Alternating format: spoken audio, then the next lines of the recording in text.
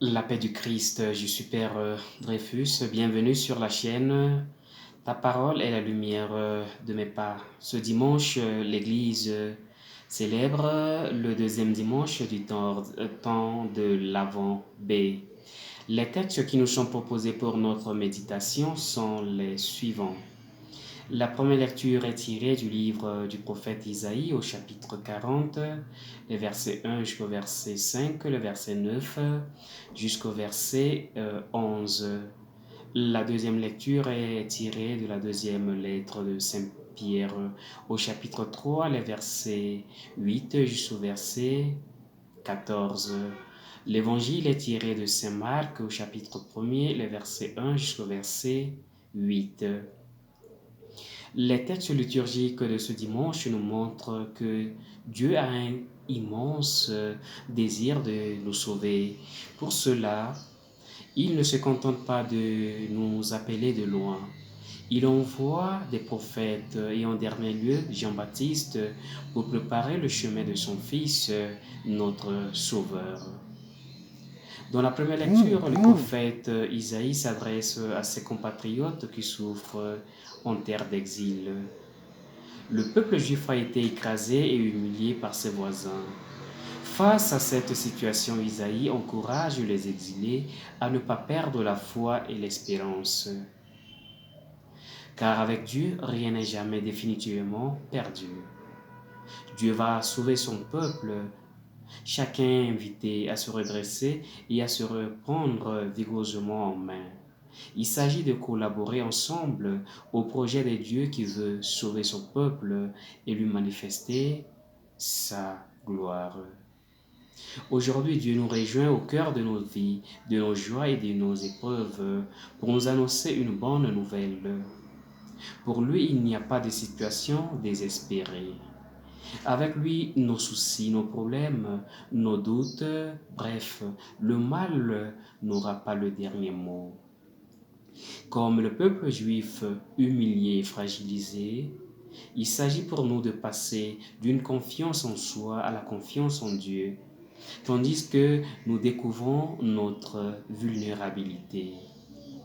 L'Évangile, quant à lui, nous présente le commencement de la bonne nouvelle de Jésus-Christ, le Fils de Dieu, selon saint Marc. Tout au long de cette nouvelle année liturgique, nous serons accompagnés par l'Évangile selon saint Marc. Cet Évangile s'ouvre avec la prédication de Jean-Baptiste, je cite. À travers le désert, une voix crie, préparez le chemin du Seigneur. Et Jean-Baptiste parut dans le désert. Fin de citation. Alors, pourquoi Jean-Baptiste a-t-il choisi le désert pour annoncer cette bonne nouvelle? Pourquoi n'a-t-il pas choisi le temple, un endroit où se trouve une grande foule? Dans la Bible, le désert est un lieu symbolique, c'est le lieu de la rencontre avec Dieu. C'est dans cet espace dépouillé qu'il parle au cœur de l'homme pour l'inviter à se convertir. Dans le désert, Jean-Baptiste demande de préparer et d'aplanir la route du Seigneur. Il s'agit d'enlever tous les obstacles pour que le Seigneur puisse passer. Autrement dit, il s'agit de nous convertir. Le désert, c'est le lieu de la conversion. Pour nous, aujourd'hui, il n'est pas question d'aller dans le désert de Judée ni celui du Sahara. Aller au désert, c'est une manière de dire qu'on veut se retirer loin des bruits et des sollicitations publicitaires qui nous encombrent durant ce temps de l'Avent.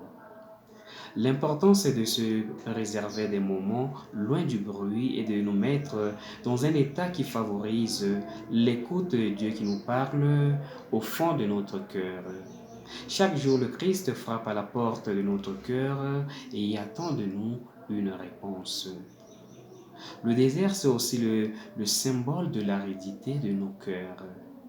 Nous le voyons bien tous les jours. Nos cœurs ressemblent souvent à cette terre aride, sans eau.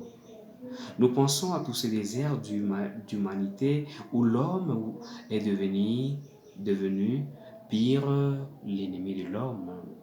Désert de dignité dans lequel des hommes et des femmes sont traités comme des objets.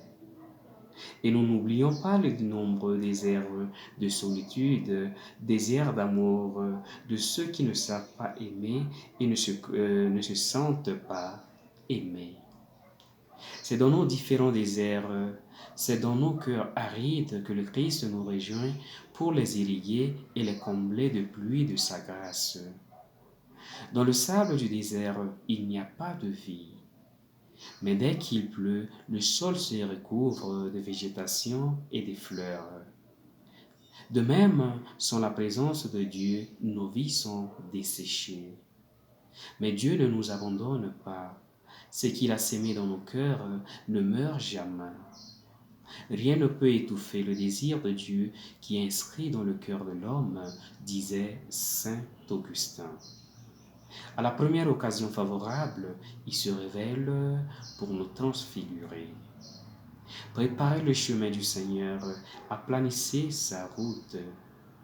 Cela signifie pour nous, en ce temps de l'Avent, bannir de notre vie l'égoïsme, l'indifférence et l'injustice sociale qui plongent les plus pauvres dans la misère. Préparer la venue du Seigneur dans notre vie et notre monde, cela passe par des gestes d'accueil, de partage et de réconciliation. Dans la deuxième lecture, Saint Pierre nous invite à regarder le temps que nous vivons, non pas comme un temps inutile ou un temps que nous pouvons gaspiller comme nous voulons. Le temps qui nous est laissé doit être accueilli comme un signe de l'infinie patience de Dieu. Le temps qui nous est donné, c'est le temps que Dieu nous accorde pour que nous puissions nous convertir. Mais une chose est sûre, le jour du Seigneur viendra et de façon imprévisible. C'est ce message que vient nous rappeler ce temps de l'Avent. L'important, c'est de se tenir prêt, car nous ne savons pas quand le maître de la maison reviendra. Que le Seigneur nous aide. Amen. Avant de terminer, une fois de plus, je vous invite à cliquer sur s'abonner pour ceux qui ne l'ont pas encore fait.